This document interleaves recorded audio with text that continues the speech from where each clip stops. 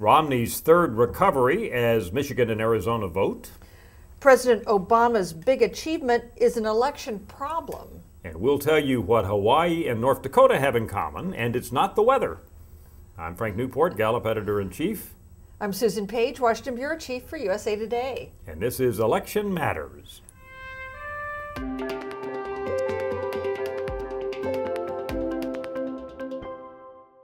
Well, Susan, we said Romney's third recovery. It's simply incredible. We started tracking daily on December the 1st. The lead, these are Republicans nationally, has changed 5 times now. And Romney has come back from falling out of the lead 3 times now, and this is his third time. Bottom line is Romney's back in the lead after Rick Santorum had been ahead by 10 points among Republicans nationally last week. And now he's ahead by 4. We have really seen this movie before. You know, some other candidates, some I am not Mitt Romney candidate comes on, catches fire, surges, has a few good days, maybe a week, and then heads back down again.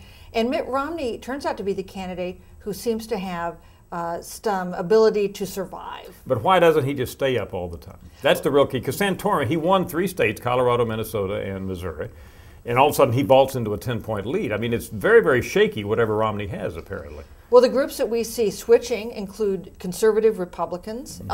And it seems to me, it seems clear that there's not huge enthusiasm for Romney, but Romney is an acceptable candidate. So voters may hear about a new candidate, Rick Santorum, not know much, go to his side, learn more about him, have some questions, come back to Romney. And of course, Santorum has been under scrutiny. That's what always happens when you're in the driver's seat, so to speak. And he's had to respond to lots of what he and his team would call probably, insensitive press inquiries or pushing in the wrong direction. For example, he gets lots of talk about his moral and family values positions. And I think he said on television Sunday, and you've heard as well, his campaign team would like him to be talking about the economy, but he can't do it.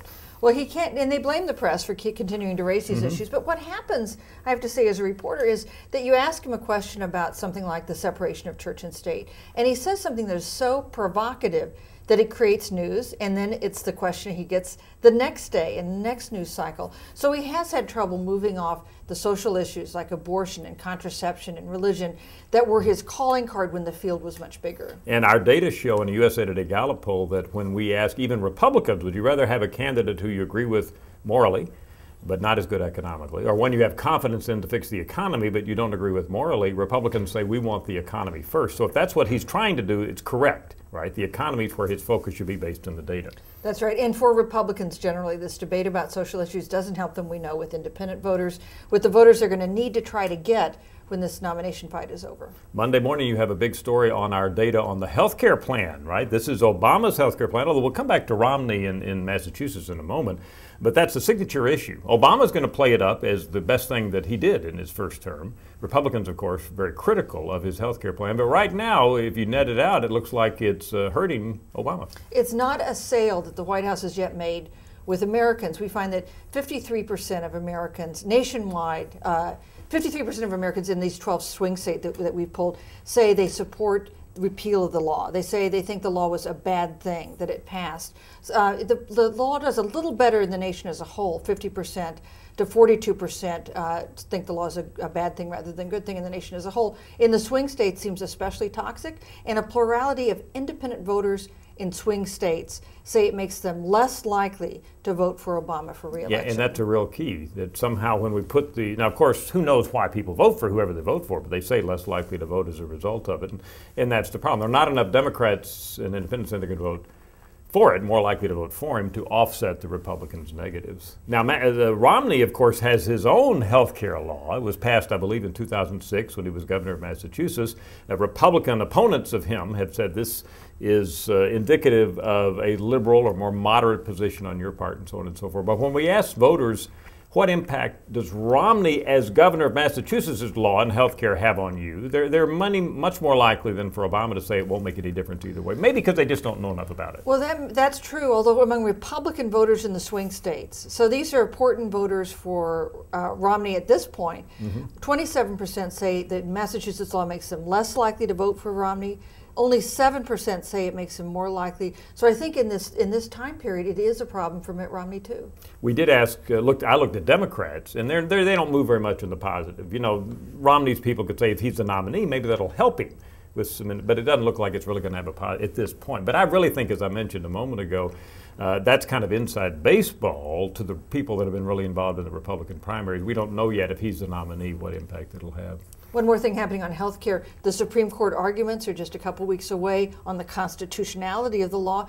We ask Americans whether they thought the law was constitutional. 3 out of 4 Americans say, no, I think it's unconstitutional. Now, that may change when we have coverage of the arguments before the court or when the court makes a decision.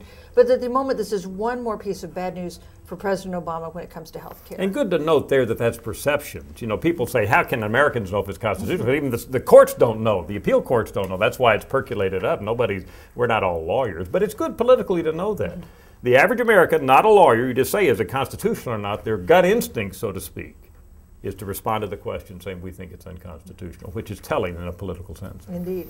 You know, we had the auto bailout, Susan. I just wanted to mention this. We asked about the auto bailout because that's come up now with Michigan, and we had a slight majority of Americans saying that it was a negative. They opposed it rather than favored Obama's part in the auto bailout, which again is not good for the Obama administration. That's something else they did in their first term. Although one thing, the state where the auto bailout made the most difference, Michigan, is a battleground state. It's part of our swing states poll. There, the bailout is popular, and President Obama's support of it is a factor that will help him there in the general election. Very good. We asked at the outset, what do Hawaii and North Dakota have in common?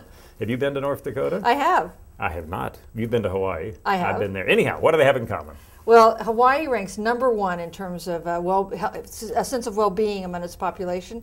And North Dakota is second. Now, you can understand Hawaii with all that great weather and beautiful scenery.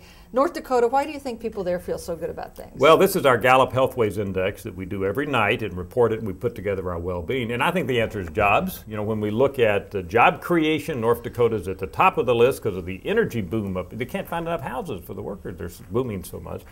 Work environment's positive we look at.